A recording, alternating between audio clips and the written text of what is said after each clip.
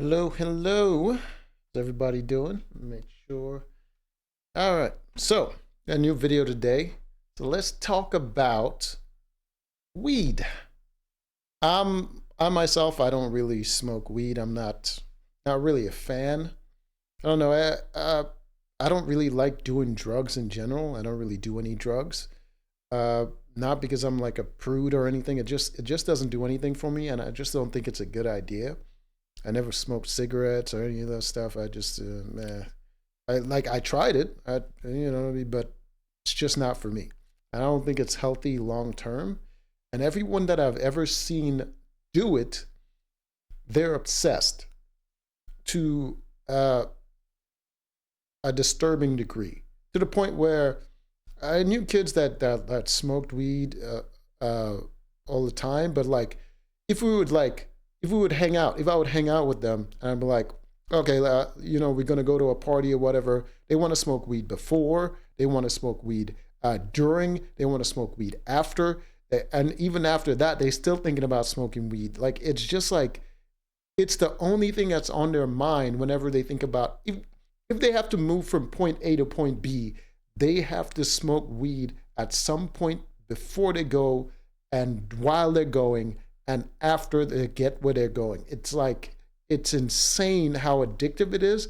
And a lot of people don't think it's addictive because people that do it just seem so chill. They're not as manic, but they're obsessed. And it's disturbing. Like, you know what I mean? It just kills your drive to do anything. Like, I get it. Some people have a hard time managing stress and all that stuff, but a lot of every single emotion that we have as a human being serves a purpose, right? Even the negative ones, it serves a purpose. The stress is supposed to motivate you to make a change, to do something, to improve your situation. Your anger, all of that stuff, it's supposed to motivate you to do something to improve your situation. And when you just use something like this to treat it like it's a disease, when you're treating your emotions, your negative emotions, like it's a disease, and you're trying to cure it or suppress it to that degree, you don't realize how much of your life you're just eating away. Imagine if you could do that with your fear and you're just not running away or moving away from the things that you're afraid of, or even with your pain receptors, you're just not moving away from things that are hurting you. Like your life is going to be trash. But that's just my thoughts. I also don't think it should be criminal. I honestly don't think it should be criminal. Cigarettes aren't criminal. Why should weed? But I just think it's not a good idea to engage in it. But let's find out all about this substance. Cannabis has been vilified to a ridiculous degree for the last century, but it's now finally being decriminalized in more and more places around the world. It's Just look at how they animated the character. Like, why would you want to be that? Why would you want to be a sloth-like person? That's just insane. just recently And been you're just like you just walk around in a malaise, just delusional because you're seeing things.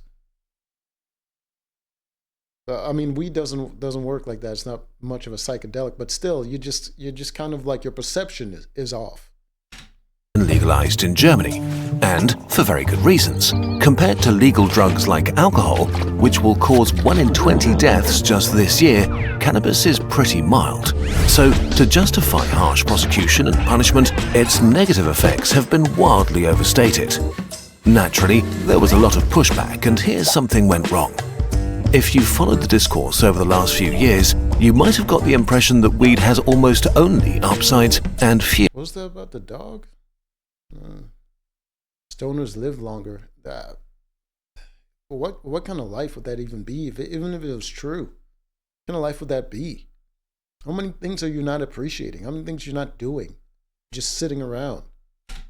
Few, if any, negative side effects. We ourselves contributed to that narrative.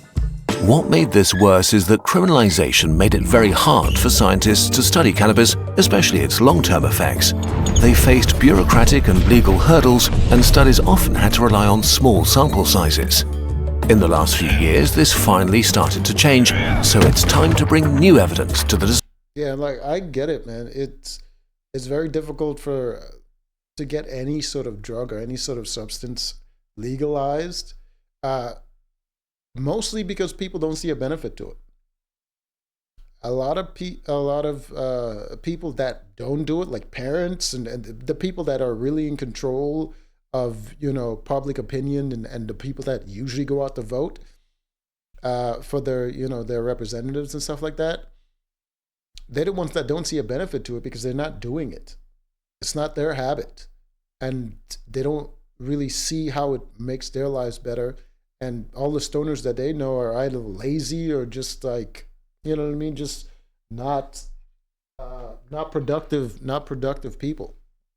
So that's mostly why it would just remain criminalized, even though it's not, you know what I mean, it's not really that much worse than any of the other legal drugs. And also, there's not a lot of lobbyists for it that are like paying these politicians off. Like all the drug companies are paying off politicians, but the weed industry, they're not paying off anybody. You know what I mean? Anyways. Discussion. And, well, it's not pretty. While weed is still much less harmful than alcohol, it does have a dark side. It is more addictive than we thought and can have significant negative effects if you use it long term. It seems that... what are you doing? Before you tell us how dumb we are, please watch the video. To be crystal clear, we think prohibition doesn't work and cannabis should be legal, but this also means that we need to treat it as what it is. Yeah. No, I actually had this, good that they brought this up, I actually had this conversation with someone that I worked with. He's a big proponent of weed, he's a weed smoker, and I don't really do it that much. And he was talking about how all smart people smoke weed, and I was just like, that's not true.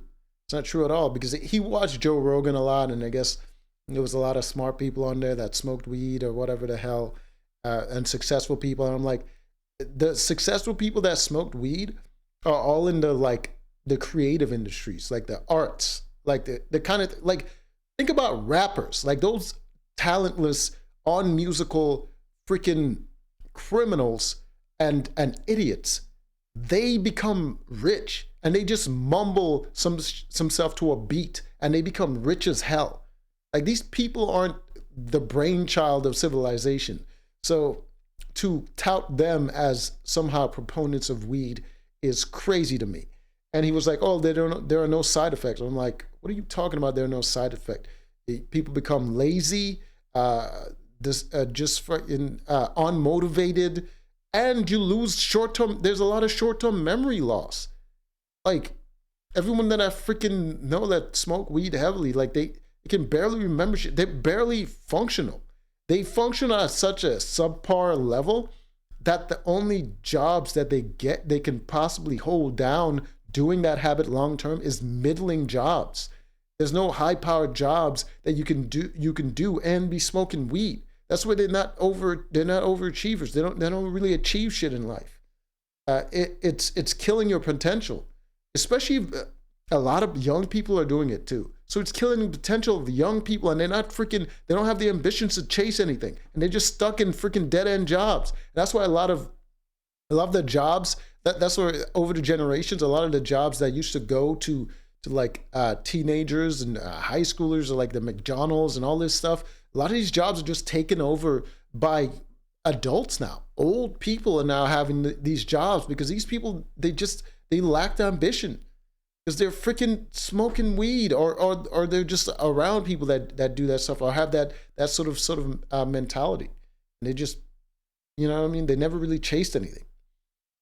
But yeah, let's find out about the side effects. A drug with unique upsides and downsides. So let's take an honest look at some of the latest research together. Weed is getting stronger and stronger. Cannabis's magic juice is tetrahydrocannabinol. Yeah, see, this makes perfect sense, because now that it's getting legalized and all this stuff, these people, the drug dealers have to compete. Like, they have to compete not only with other drug dealers, legal drug dealers as well, because their prices can't, you know what I mean? Their prices can remain the same if the thing is easily available. So they have to make it stronger. They got to make their stuff better. They got to, they got to advertise. They got to do a lot of stuff. So they're going to be adding things to it. You know what I mean? And it's gonna develop certain side effects that you're not gonna have listed anymore because you just think it's just weed now. THC. It docks on your cannabinoid receptors, which affects various brain functions. THC activates some regions and calms down others, creating a fun cocktail of sensations. The more THC, the more intense the high. And people seem to be into higher highs, or at least this is what the market is providing. In the US, Canada, and in Europe, the concentration of THC in legal and illegal cannabis products has more than doubled in the last few decades. Yeah. While ever more potent strains are bred, products like edibles or concentrates with more than 60% THC have become increasingly common, while the share of products with less than 15% THC has declined. Unfortunately, just about every problem weed creates gets worse at higher THC doses. At the same time, more and more people use weed. In the US, more people Jesus, look at this graph, man. Number of people using it's going up. consumed cannabis daily than alcohol. What's the red line? Okay, so that's the past use. Oh, okay. Alcohol. Alcohol is the red line. Cannabis is the green, and that just popped right the hell up. Look at that high point in the 70s there. It was really at a high point, and it went down because I think they were cracking down on it. And it just freaking steady increase. Wow. Alcohol's kind of been kind of steady. It stayed around 14 million. Now it's over at 16, but it stayed around that area. It was up, it went down, and it come back up again. Alcohol for the first time in 2022. In Canada, 26% of people 16 and older use it, up from 22% in 2018. It's not possible to say if legalization is the reason for this, though, since studies are pretty inconsistent and vary massively between different users. In some, No, it's not legalization that's changed that. It's that now that it's legalized, people are less likely to demonize it, so people are actually admitting to you be using it. consumption went up. In others, it stayed stable, and the trend to use more weed began in the early 90s and sped up in the 2000s, way earlier than legalization. So today, more people consume more weed than ever before in the last century, and it's the strongest it's ever been. What are we seeing as a result of this? Let's start with something that used to get you laughed out of the room: addiction. Weed addiction and withdrawal symptoms. Yeah, I always thought it was addictive. Everyone I've known that ever does it acts addicted. A big narrative about weed is that it's not addictive, or at least not that big of a deal. And for most people, this is true. Studies clearly show that the majority handle it well. For 8 out of 10 using weed, it's just a casual high and not problematic at all. About 2 in 10 users develop a cannabis use disorder, or CUD. CUD has 11 different symptoms, from the inability to stop when you've had enough, to using it when you know it will have 2 out of 10? Out of what was that, like 17 million people? That's a lot of people. negative consequences to tolerance and withdrawal. They can all basically be reduced to you're doing it too often, even if it's bad for you, and it's less fun than it could be. There are 3 major risk factors here: the amount of THC, how often you consume, and your age when you start using cannabis. The more THC, the more often, and the younger you are when you start, the higher your risk. If you smoke too much weed too often, it will have negative impacts on your life. So if this is you, toning it down a bit will make a big difference. 1 in 10 users develops a serious addiction. They usually consume daily, and their life is significantly impaired or held back because they spend a lot of their time either using or recovering from cannabis use.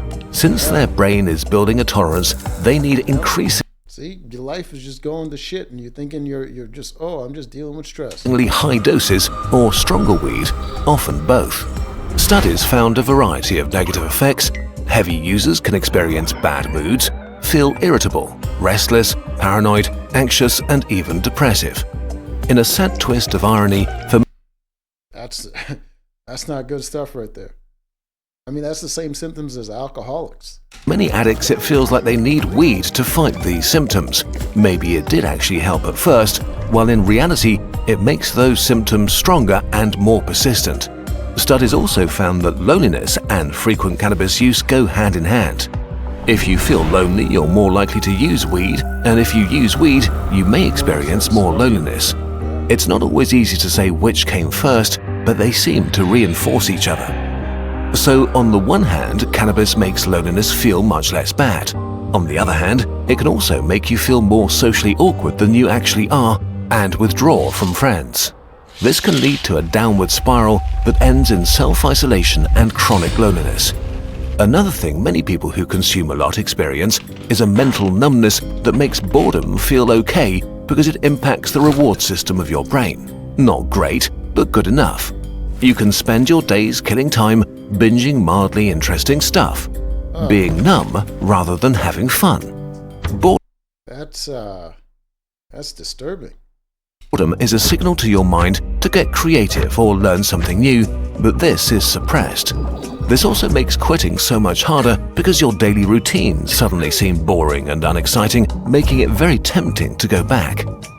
If you find yourself using constantly, this can also stunt your development as a person. The numbness dulls bad feelings, making it easy not to deal with them. But in life, you can only get over bad feelings if you actually feel them, and you have to process them to grow. And you have to deal with it. Like, that's why you see a lot of adults nowadays just acting like children, because these people don't process their emotions. They don't get used to processing their emotions, and they don't develop coping mechanisms. So when their negative emotions overpower whatever malaise or safe zone they've been in for most of their lives, they just lose it. They lose their shit. They don't know how to deal with things. Lastly, let's talk about physical withdrawal symptoms. The more you consume, the worse they'll be for you, especially if you use daily. Withdrawal can cause headaches, sweating or chills, decreased appetite, in severe cases even fever, nausea and abdominal pain. You might have trouble falling asleep, and if you do, you might have disturbing and vivid dreams. The withdrawal can put you in a depressive mood where life feels daft and pointless. You can feel restless, angry, anxious, or nervous. You may feel unable to do anything at all. After a few days, these symptoms will begin to subside, and after a few weeks, they'll be gone entirely. The exact time depends on how much and how long you've been consuming cannabis. Now, let's get to the worst part. There's something worse. That seems pretty bad. That seems like the kind of symptoms where you probably don't even know what's causing it. But you probably think, oh, I just need to smoke more weed because I have this issue now. Those are the kind of problems that persist because it's not as easily recognizable. And if you told people about it, they wouldn't immediately associate it with the weed usage. So you wouldn't get the help you need. The worst problems are actually good because you're gonna be able to address them sooner. Weed may damage your brain.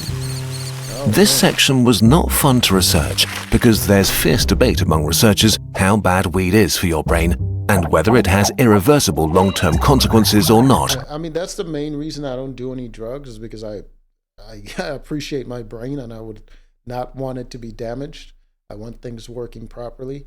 So I just never wanted to be a druggie or I mean, even alcohol, I only drink like socially. I don't have any alcohol in my house. I don't really drink like that. I haven't drank alcohol in seven months, something like that. I mean, if I go out, I'll have a drink, but I haven't really been going out lately, so I haven't really been touching it. There's no consensus yet, and it's hard to say anything definitive. Having said that, THC directly interferes with critical brain chemistry. There is some evidence that it may alter its structure. If it does, this may go away again if you quit after a few years, or not. We don't know yet. The consequences vary a lot between individuals, but especially for heavy users, they have a variety of potentially unfunny downsides. The most common one is that your memory gets significantly worse. Sustained heavy use may reduce your ability to learn, your reasoning, perception, attention span, decision-making, language abilities, and impulse control. You pretty much become a baby when in an adult body. That's insane side effects. Why would you even want to mess with that? Most negative effects seem to go away or at least weaken over time after you quit, but again, we simply don't know enough and need more research. Where the evidence is much clearer is that consuming a lot of weed is really bad for teenagers on multiple levels. If you start using heavily... Because their brains is already developing, and it could develop irregularly if they are experiencing these kinds of side effects. Early, you have many more years to build up potentially negative side effects. Teens who use a lot are much more likely to become addicted to weed. This may just be correlation and weed may not be the underlying cause, but heavy weed users are more likely to perform poorly in school and less likely to finish their education. They are, on average, less satisfied with their life and what they've achieved. This may simply be because if your memory and motivation are stunted, you have fewer interesting experiences and forget the ones you do have. And there is strong evidence that teen users are way more likely to develop mental health issues like psychosis, schizophrenia, depression, or anxiety later in life. God damn. That's... wow. It could really ruin your life and you'll never see it coming. I get if you just use it on occasion, on special occasions, you do that. But it's one of those things where people can really become dependent on it and they don't even notice. Because it's been sold to you as something that's harmless. Once again, the younger you start, the higher the risk. And it also seems to rise massively with high THC doses, making highly potent cannabis products even more dangerous for teens. Okay, let's wrap this up. We've only focused on the negative sides in this video. That was the whole point. As we said before, for most people, weed in moderation is totally fine and definitely way less harmful than alcohol. You do you, we're not your parents. The upside of moderation is also that when you do it, your experience will be more intense and special. But for teens, weed, especially using it regularly or a lot of it, is a bad idea, with potentially life-changing consequences. We know that criminalization did nothing to make this better. We now have a new chance under legalization. I don't think it should be criminalized, but you just got to warn people about overuse. It begins with being open and honest about the state of science and acknowledging that weed is one drug among many others. Certainly not the worst one by a long shot, but also problematic for at least 1 to 3 out of 10 people using it. If you really have to try cannabis, there is a time and place, and that's in your 20s. If you're younger, the science is clear, don't do it. At least, not yet. Yeah, the warning is all about when your brain is still developing. Anyways, I think this video was very educational. Learned a lot. Well, it kind of confirmed a lot of what I already knew, but there was also some interesting things to learn as well. Until next time.